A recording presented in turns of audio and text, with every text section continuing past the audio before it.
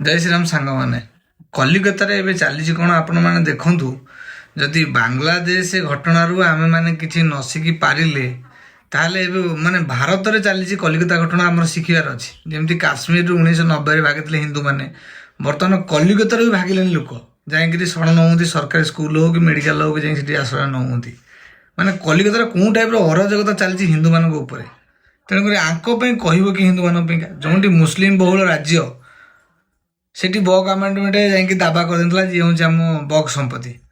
ता उपरे मोदी सरकार जदि एक्शन ना कड़ा एक्शन नहीं चेंज चांज कले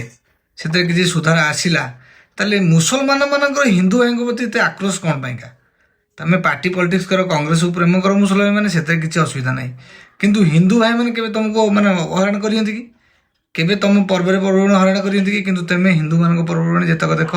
इटा माड़ पत्थर माड़ तुम सब कर कौन पाइका ये मानसिकता टे चेंज करा दरकार टे दूरे नहीं दरकार तुम बक आमेंडमेंट बिल उपर कलिकता राजरास्ता आंदोलन कल भल मंद कल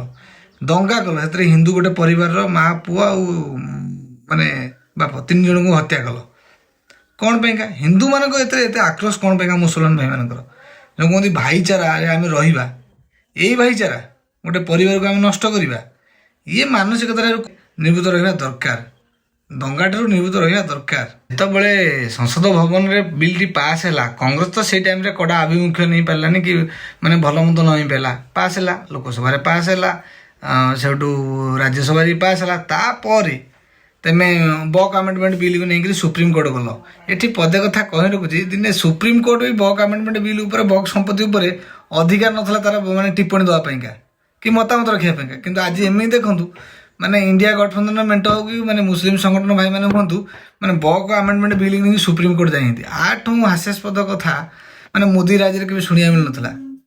दंगा करी दंगार मुख्य लक्षण कौन दंगा जो मैंने आम करवा आम मुख्य लक्षण देखो कांग्रेस माने माने जो नारी सुरक्षा उपर आईन आने भुवनेश्वर राजरास्ता रैली कले किंतु दंगा करी किए मुसलमान गोटे संप्रदाय पर्टिकुलर हूँ माने पर्टिकुलर टार्गेट करा मो देखिए जो बीजेपी सरकार आसूची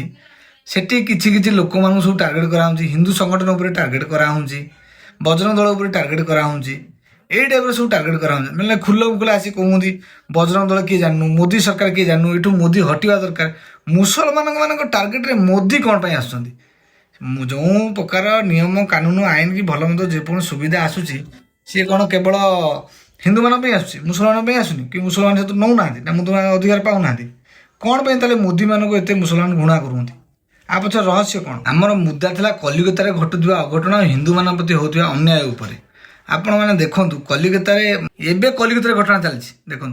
हिंदू गाड़ी घोड़ा हो कि भल मंद जहाँ भी हो तुमको किए अधिकार के देला कि से गाड़ी स्टिकर छड़ी हिंदू देवादेवी तुम मुसलमान को पताका मारे पुणी भारत वर्ष में मुसलमान तुम एमती करुच मान तुमको एत प्रोत्साहन दौच किए तुम पछे रोच किए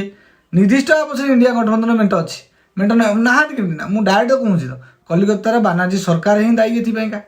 यदि हिंदू मान संरक्षण न दे पार सी सुरक्षा ताले सी कौन सरकार सी गोटे हिंदू और मुस्लिम जहाँ गोटे मानविकता रहा दरकार मैंने मुझे देखा भितर साधारणतः गोटे हिंदू और मुस्लिम जहाँ भी हो गोटे सरकार दायित्व कर्तव्य कौन से सठिक भाव सुशासन पहुँचेगा सुरक्षा देवा कलिकतार तार तो ज्वलंत उदाहरण देखा मिलूँ हिंदू मान सुरक्षा दे पारे बानार्जी सरकार ताने केवल कौन मुसलमान भोट देते हिंदू मैंने भोट देन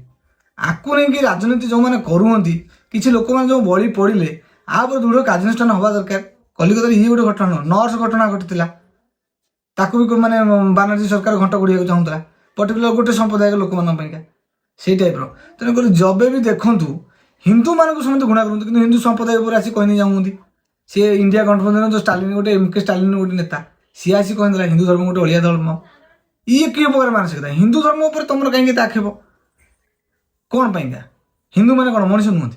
हिंदू सब धर्म को सम्मान दिए हिंदू धर्म हूँ मूल धर्म तापर जी आसीच आ तमें कौन आमको शिखेब आग शिख हिंदू धर्म माने कौन शिख हिंदू मानकर मानसिकता कौन टाइप जान सी सब धर्म को सम्मान अधिकार देखती किंतु तमें पर्टिकुलर गोटे संप्रदाय को बचाईका वाक आमेंडमेंट बिल ना कि हिंदू मान को हत्या कर चलीच से केवल तुम राजनीति चलती उत्तर प्रदेश मुसलमान भाई मैंने तो कहीं सेमती होना कलिकतार मुसलमान भाई मैंने कहीं सेमती होती एवं ओडिशा कटक कौन शुणा मिलूँ कटक मुसलमान मैंने कौन आंदोलन करेंगे देखिए केते सब सक्सेस होउछि